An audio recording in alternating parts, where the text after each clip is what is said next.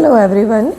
तो आज हम रिव्यू करने वाले हैं दीवार में एक खिड़की रहती है, जो कि विनोद कुमार शुक्ल ने लिखी है। इस किताब का नाम यकीनन आपने सुना होगा, और इन लेखक का, इनका पिछले साल देहांत हो गया और इनको इस किताब के लिए साहित्य अकादमी अवार्ड मिला था। पर इस किताब के ऑनलाइन मिक्स्ड रिव्यूज़ मुझे देखने को मिलते हैं, जो कि बहुत डिसअपॉइंटिंग है मेरे लिए, क्योंकि मुझे पर्सनली ये किताब मेरी हिंदी की पढ़ी जाने वाली किताबों में टॉप 3 में से रहेगी। बट ठीक है, मैं इसकी स्टोरी लाइन और इसके रिव्यू के साथ साथ ये भी चीज़ बताऊंगी कि किन लोगों के लिए ये किताब किसको पसंद आने वाली है और कौन इसे कुछ वक्त बाद पढ़ सकता है। ठीक है, तो उसकी स्टोरी लाइन में जो मेन कैरेक्टर है वो एक शिक्षक हैं। एक गांव से थोड़ा सा दूर एक जगह पे वो रहते हैं, जहाँ पे ताकि उनको सैलरी अच्छी मिले, और वो अच्छी सैलरी भी सिर्फ कुछ 100 रुपये के अंदर होती है, उससे ज़्यादा नहीं। उनका कमरा किराए पे कुछ 13 रुपये में है, वॉशरूम 8 रुपये में किराए पर है, जो कि अलग से लेना पड़ा उनके लिए। और इस तरह के हालात में वो रह रहे हैं। उनकी बीवी उनके साथ रहती है, उनके माता पिता और भाई हफ्ते 10 दिन में उनके पास घूमने के लिए आते रहते हैं। तो इस तरह से करके वो लोग अपना जीवन यापन कर रहे हैं। और स्कूल जाने के लिए 1 रुपया लेता है ऑटो। तो जिस ऑटो से वो जाते हैं तो वहाँ पे उन्हें इंतज़ार करना पड़ता है, पहुँचने में बहुत वक्त लगता है। तो जब वो जाते हैं ना, तो एक साधु एक हाथी को लेके तकरीबन उसी समय पे उन्हें निकलता हुआ मिलता है। वो काफ़ी बार मन में सोचते हैं इस हाथी पे बैठने पे कैसा लगता होगा, गिर जाए तो।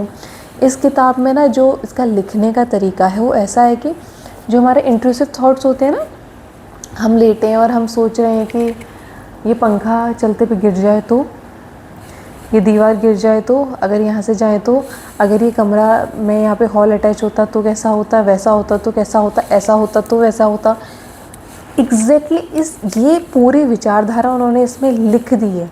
इतनी सिंपल येट कॉम्प्लेक्स वो है कि हम सोच भी नहीं पाते वो थॉट्स जो उन्होंने उसमें उतार दिए हैं। और जबकि सोचो तो कितने सारे थॉट्स होते हैं जो हमारे दिमाग में इस तरीके से आते हैं, रोज़ आते हैं, डेली बेसिस पे होता है ना कि 10,000 थॉट्स हमें क्रॉस करके जा रहे हैं। जो क्रॉस करे हुए 9,000 थॉट है ना, 10 में से वो इन्होंने लिख दिए हैं इसमें। बहुत मैग्निफिशेंट तरीका था उनका किताब लिखने का। हाँ, तो फिर क्या होता है कि एक दिन साधु हाथी रोकते हैं और बोलते हैं उनसे बैठने के लिए कि चलो हाथी पे। तो एक दिन तो वो मना कर देते, फिर वो सोचते हैं, एक और बार पूछते हैं, फिर वो कहते हैं लेकिन गिर गए, तो कहते हैं नहीं, हाथी नहीं गिराएगा। फिर उन्हें लगता है हाथी के ऊपर जूते पहन के बैठना उसके लिए गलत होगा। फिर वो उतार के हाथी पे बैठते हैं। उन्हें शुरू में डर लगता है, अजीब सा लगता है। उनको सोचते हैं कि आसपास जाने वाले लोग क्या सोच रहे होंगे, क्या कर रहे होंगे, क्या मन में उनके क्या चल रहा होगा, हाथी को कैसा लग रहा होगा। पर वो पहुंच जाते हैं स्कूल, और ये उनका एक तरह से रूटीन बन जाता है हाथी से स्कूल जाना। तो एक बार काफ़ी बार जाने के बाद वो ये सोचते हैं कि अब मैं हाथी से नहीं जाया करूँगा। तो उन्हें स्कूल में एक साइकिल मिलती है, किसी की साइकिल खड़ी होती है, उन्हें जल्दी वापस जाना होता है, वो साइकिल से चले जाते हैं। अगले दिन सुबह जब साधु वो हाथी लेके उनके घर पे आते हैं कि चलो, तो कहते हैं कि नहीं, मेरे पास साइकिल है। तो कहते हैं साइकिल हाथी पे रख लो। फिर वो बात घुमाते हैं कि नहीं, हाथी पे लग जाएगी वो, कि नहीं उसको नहीं लगेगी, साइकिल हाथी के ऊपर रख के बैठ जाओ, कि नहीं गिर गई तो टूट जाएगी, किसी और की साइकिल है, नुकसान हो जाएगा। फिर साधु बोलते हैं कि बांध देंगे उसको। फिर वो उस चीज़ पे सोचते हैं, फिर कहते हैं नहीं, तो एक काम करते हैं, साइकिल छोड़ देते हैं, मैं हाथी से चलता हूँ। वो उस दिन फिर हाथी से चले जाते हैं, और अगले दिन कि उन्हें हाथी से ना जाना पड़े सिर्फ इसलिए वो स्कूल जल्दी निकलते हैं।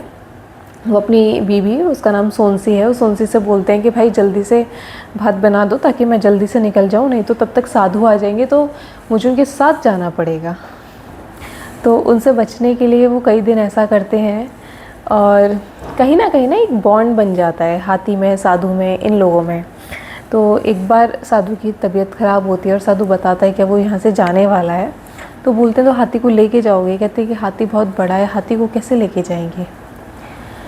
तो वो सोचता है कि काश कि हम हाथी को रख पाते, लेकिन हम तो हाथी को रख ही नहीं सकते। मतलब हमारा तो बहुत छोटा सा कमरा है, हाथी से डर लगता है, आसपास के लोग डर जाएंगे, हम उसे कमरा खाली करवा देंगे, हम उसको कैसे रख पाएंगे। तो ये दिमाग में विचार आने के साथ ही चला जाता है। लेकिन कुछ समय बाद वो देखते हैं, एक दिन सुबह सो के उठते हैं कि हाथी घर के बाहर खड़ा है। फिर उन्हें लगता है साधु आसपास होगा, देखते हैं साधु आसपास नहीं होता। और वो लोग डर जाते हैं, पर उन्हें तरस आ रहा होता है उसी टाइम हाथी के ऊपर भी। वो सामने एक आंगन होता है, उसके आगे खड़ा होता है, तो वो एक पेड़ से कुछ पत्तों की डाल तोड़ के उसको वो खिलवाते हैं। फिर वो सोनसी उनसे बोलती है कि आप स्कूल जाओ, मैं देख लूँगी इसको। और उस टाइम पे एक लड़का पेड़ पे बैठा होता है, उसको वो हंसिया देती है कि ये काट के इसको हाथी को कुछ टहनियाँ खिला दो। तो वो काफ़ी टहनियाँ काट देता है, हाथी खा ले। तो उसको मन में तसल्ली पड़ती है कि हाथी भूखा नहीं है, उसने खा लिया है। अब उसके मन में नहीं आ रही होती कि मैं स्कूल जाऊँ, क्योंकि मतलब घर के सामने एक हाथी खड़ा है, आप स्कूल कैसे जा सकते हो, आप मतलब कंसंट्रेट ही नहीं कर पाओगे ना। तो वो बोलते हैं कि नहीं, मैं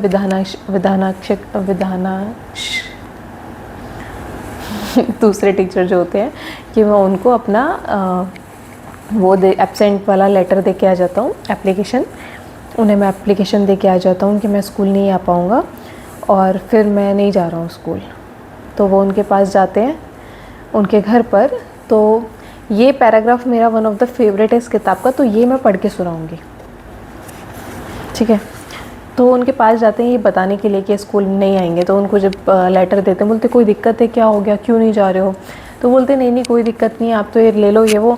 जब उनके बीच में वो सारी कन्वर्सेशन हो जाती है और वो जाते जाते बोलते हैं सर, फिर रुक के उनकी तरफ देखते हैं कि हाँ, और वो चले जाते हैं। तो वो परेशान हो जाते हैं, वो सोचते हैं कि क्या हुआ भाई, कुछ तो हुआ होगा ना कि इंसान मतलब घर पर आया है और कुछ बोले बिना चला गया। तो जो विभागाध्यक्ष होते हैं वो सोचते हैं कि मैं कॉलेज जाने से पहले, स्कूल जाने से पहले मैं इनसे मिल के जाऊँ, ताकि मैं जान सकूँ, देख सकूँ कि भाई ऐसी क्या समस्या आ गई। और जब वो घर आते हैं तो देखते हैं घर के बाहर एक हाथी खड़ा है। वो कहानी समझ जाते हैं, तो वो उनके पास आते हैं। तो कहते हैं कि अच्छा ये बताओ कि तुमने आवेदन पत्र देने के बाद जाते जाते सर कहा और कुछ नहीं कहा, चले गए। बात यह है सर, पहले बात करते समय मैं आपको सर कहना भूल गया था, बाद में याद आया तो भूला हुआ अकेला सर निकला। मैंने सोचा कि आप पहले कहे हुए के साथ इसे जोड़ लेंगे। तुम तो कई बार सर कहना भूल जाते हो। दिन के आखिरी में यदि तुम 10 बार केवल सर सर सर कह दोगे तो मैं कहाँ तक उस सर सर को क्या क्या कहे के साथ जोड़कर पूरा करता रहूँगा। अच्छा कल्पना करो, महाविद्यालय का समय समाप्त होने के बाद घर जाने से पहले तुम मेरे पास आए और 10-15 बार केवल सर सर सर कहकर चले गए। अब मैं घर जाना छोड़कर तुम्हारे सर का हिसाब लगाता बैठूंगा। अगर तुम्हें आवश्यकता से अधिक बार सर कह दिया तो मैं उसे जमा रखूंगा कि आगे की भूल के हिसाब में पूरा कर लूँ। नहीं रघुवर प्रसाद, तुम मुझे सर कहना ही छोड़ दो। मतलब पीक डिटेलिंग, आदित्य धार वाली पीक डिटेलिंग, वो जो चीज़ रियलाइज़ हुई ना, तो इस तरह से इसमें बहुत ही सिंपल पैटी प्रिटी ऑल कन्वर्सेशंस इंक्लूडेड है। हाँ, तो फिर वो बोलते हैं कि ठीक है, ये हाथी यहाँ पे है, ये वो हो जाएगा मैनेज, तुम तो चलो साथ में। वो उन्हें स्कूल लेके जाते हैं। हाफ डे में वो वापस आ जाता है, मन नहीं लगता। तीसरे दिन लौट के खैर साधु वापस आ जाता है, बताते मेरी तबीयत काफ़ी ख़राब हो गई थी, मेरी उठने वाली हालत नहीं थी, ये वो। तो उन्हें मन को थोड़ी तसल्ली पड़ती है कि हाँ ठीक है। फिर वो कुछ दिन स्कूल जाते हैं तो साधु बताते हैं कि उनका जाने का समय हो गया, उनको जाना पड़ेगा। तोते उन्होंने अपने आसपास दे दिए हैं, बस ये हाथी बचा है। तो वो सोचते हैं कि यार तोते दे देते तो तोता संभालना आसान रहता, तोते हम कहीं भी रख सकते थे, पर हाथी कैसे संभाला जाए। फिर ये होता है कि एक दिन उनकी गली के पीछे ही वैद्य होते हैं जिनके बेटे से उनका इलाज चल रहा होता है। तो उनका बेटा आता है और बताता है कि साधु को लोग ले गए हैं, बस ज़रूर सोचा कि आपको बता दूं। कहते हाथी कहाँ है। कहते हाथी वहीं पर है। तो साधु जहाँ पे रहते थे खुले से एरिया में एक बहुत बड़ा सा एक पुरानी हवेली थी उसके अंदर। तो वहाँ जाते हाथी वहाँ पे बंधा हुआ होता है, रात में बारिश होने वाला मौसम होता है, हाथी की वो सांकर खोल देते हैं और वापस आ जाते हैं। वो सोचते हैं हाथी उनके पीछे पीछे वापस आएगा, हाथी साथ में आ जाएगा, नहीं आता। रात में उठ के वो 2-4 बार देखते हैं, हाथी नहीं आता। सुबह उनका फिर मन नहीं लगता, वो सुबह वहीं हवेली पे जाके देखते हैं कि साकर वहीं पड़ी होती है और हाथी नहीं होता। वो आसपास लोगों से पूछते हैं, पता करते हैं कि क्या किसी ने हाथी को देखा जाते हुए, किसी को पता है कि हाथी कहाँ है, बट किसी को नहीं पता होता। तो वो वापस आ जाते हैं और फिर वो इंतज़ार करते हैं कि हाथी और किसी को तो नहीं जानता हमारे अलावा, तो हाथी को यहाँ आ जाना चाहिए, पर हाथी वापस नहीं आता। और ये स्टोरी लाइन यहाँ पे ख़त्म हो जाती है। मुझे लगा था कि लास्ट में कुछ तो हैप्पी एंडिंग होनी चाहिए, ये होनी चाहिए, वो नहीं था, बट इट वाज नाइस। तो मैंने काफ़ी लोगों ने मेरे आसपास ये किताब पढ़ी है, बट जिनको समझ में आई ना, जो लिटरेचर एक्चुअली पढ़ते रहते हैं, उनको ये किताब बहुत अच्छी लगेगी, प्यारी लगेगी।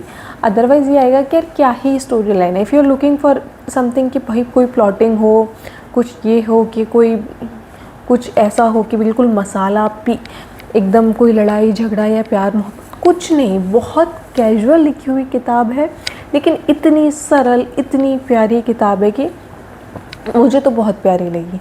मे बी इसलिए कि मैं काफ़ी पढ़ती रहती हूँ, तो मैंने ऐसी काफ़ी किताबें पढ़ी हैं, तो मेरे को नॉर्मल किताबें ज़्यादा अच्छी लगती हैं, बजाय कि कुछ ऐसा कि जिसमें आप पूरी 300 पन्ने की किताब ये सोच के पढ़ते रहो कि हाँ इसकी मिस्ट्री क्या निकलेगी, है ना। तो ये अपने आप में एक बहुत बहुत अलग तरह की किताब, जैसी आप अब तक पढ़ते आए हैं उससे काफ़ी अलग। तो मैं रिकमेंड करूँगी कि हाँ ये किताब पढ़ो। बट अगर आपका ऐसा इंटरेस्ट नहीं है कि आपने बहुत किताबें पढ़ी हैं जीवन में, या पढ़ने में कोई रुचि रखते हो, या इस तरह का, जैसे मैंने एक पैराग्राफ पढ़ के बताया, इस तरह का कुछ पढ़ने में नहीं है, तो आप मत पढ़ना, क्योंकि आप फिर उसकी चीज़ की रिस्पेक्ट नहीं कर पाओगे कि अगले इंसान ने कितना प्यार से लिख दिया। क्योंकि मैं खुद एक राइटर हूँ, तो मैं मान सकती हूँ कि कॉम्प्लेक्स चीज़ें लिखना आसान है, दुनिया की सबसे सरल चीज़ों को लिखना सबसे कठिन है। जैसे कि सबसे सरल रहना सबसे कठिन होता है, ठीक उसी प्रकार से सरल लिखना कठिन है। तो इन्होंने इतना सरल लिखा है जो अपने आप में बहुत कठिन चीज़ थी। तो आई वुड अप्रिशिएट कि ये वाकई में बहुत प्यारी किताब है। और बाकी आप लोगों ने अगर पढ़ी है तो मुझे ज़रूर बताएं इन द कमेंट बॉक्स कि किताब आपको कैसी लगी, और फर्दरमोर रिव्यू कैसा लगा। कोई सजेशंस हों, कोई बुक आप चाहते हो जिसका मैं रिव्यू करूं, so do let me know. Thank you and have a good day. आप लोगों का दिन मंगलमय हो।